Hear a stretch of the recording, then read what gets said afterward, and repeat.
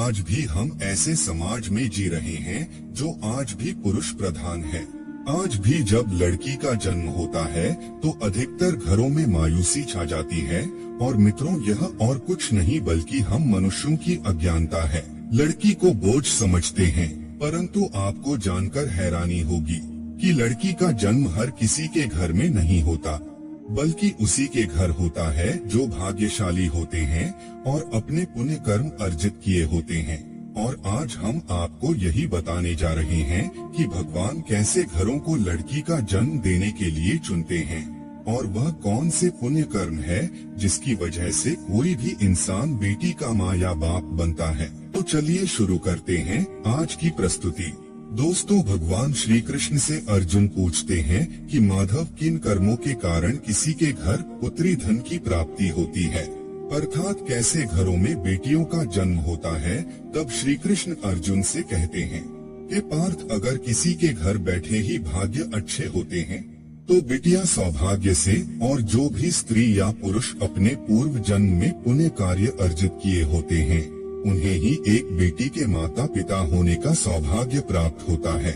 बेटियों को जन्म के लिए उन्हीं घरों को चुना जाता है जो बेटियों का भार सहन कर सके, क्योंकि तीनों लोगों में स्त्री अर्थात बेटियां ही ऐसी होती है जिसका भार हर कोई सहन नहीं कर सकता। वह बेटियां ही होती है जो इस सृष्टि को निरंतर चलाती है, माँ होने के लिए अपना सर्वस्व निछावर कर देती है।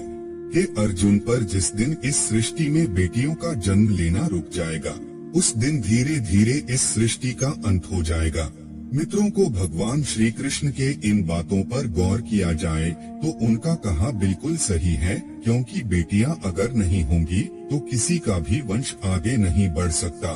दोस्तों, आपने भी कई लोगों को कहते सुना होगा कि जिस घर में बेटी का जन्म होता है वह घर स्वर्ग के समान होता है, क्योंकि बेटा तो केवल एक कुल को रोशन करता है, बेटियां तो दो कुलों को रोशन करती है।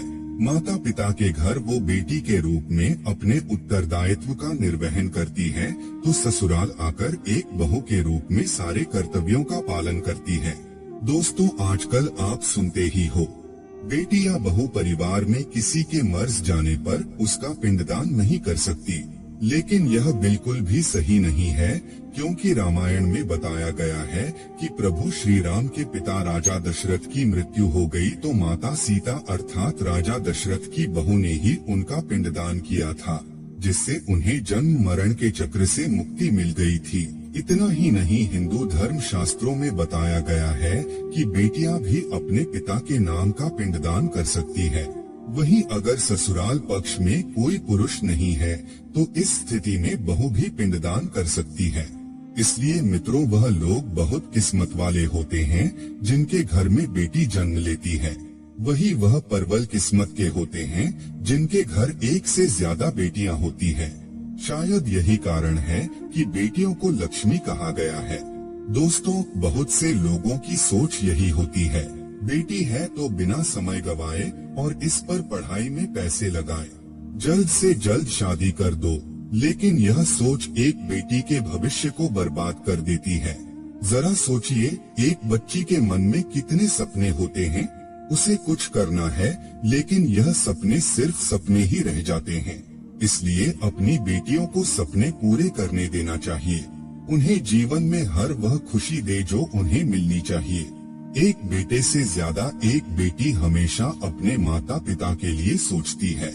माता पिता को प्यार और अपनापन बेटी ही दिखा सकती है।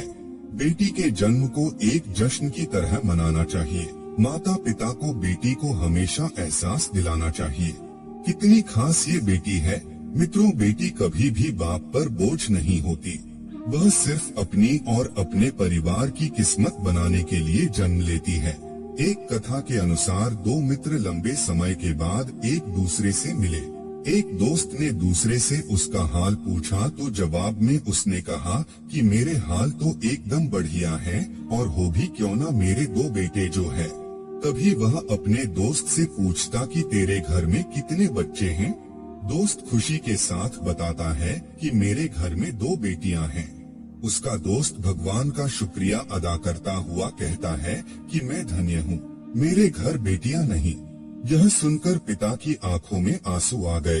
तभी उसकी बेटी पिता के मित्र से कहती है कि अंकल, भगवान हमेशा भाग्यवान को ही बेटी देते हैं, कभी गरीब को बेटी के रूप में माता लक्ष्मी नहीं देते। भगवान उसी को पुत्री का सुख देते हैं जिसके अंदर पालने की सामर्थ्यता होती है, जो गरीब होकर भी अपनी बेटी को पाल सकता है। एक बार स्वामी विवेकानंद वैष्णो देवी की सीढ़ियां चल रहे थे। बगल से किसान अपनी बेटी को कंधे पर बिठाई चढ़ाई चढ़ रहा था। तभी स्वामी विवेकानंद ने कहा कि बाबा, आपकी बेटी का बोझा आपको लग रहा होगा, इसको मैं उठा लेता हूँ और माता वैष्णो के दरबार तक ले चलता हूँ। सबके सामने स्वामी विवेकानंद से कहा कि बेटी कभी भी बाप के कंधे पर बोझ नहीं होती। बेटियां अगर बाप के कंधे पर हो तो वह हर बोझ को हल्का कर देती है। मित्रों, बेटियां कभी भी धन की भूख ही नहीं होती, जो सिर्फ मांग और सम्मान की भूखी होती है। अब सोचने वाली बात है कि कौन सी कर्म के बाद आप किसी के घर लड़की के रूप में जन्म लेते हैं और उनके घर के लिए लक्ष्मी का रूप साबित होते हैं। गरुड़ पुराण में बताया गया है कि जब आत्मा को नया जन्म मिलता है, तब आत्मा को शरीर के अनुसार व्यवहार में चलकर अपने कर्म करने होते हैं। शरीर के जरिए कर्म करके ही एक आत्मा अपने जन्म के उद्देश्य को सार्थक भी बना सकती है और निरर्थक भी।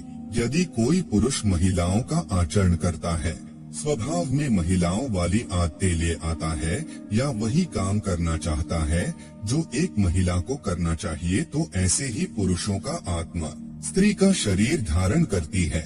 वही गरुड़ पुराण में बताया गया है, यदि कोई व्यक्ति मृत्यु के अंतिम क्षण में किसी स्त्री को याद करते हुए प्राण त्यागता है, तो वह अगले जन्म स्त्री के रूप में जन्म लेता है। वही अगर वह अंतिम क्षण में परमेश्वर का नाम लेता है, तो वह मुक्ति के मार्ग पर अग्रसर हो जाता है। अगर यह वीडियो आपको पसंद आई हो तो लाइक और शेयर जरूर कीजिएगा। अगर आपने हमारे चैनल को सब्सक्राइब नहीं किया है तो जरूर करिए। और हाँ, वीडियो को अंत तक देखने के लिए आपका बहुत बहुत शुक्रिया।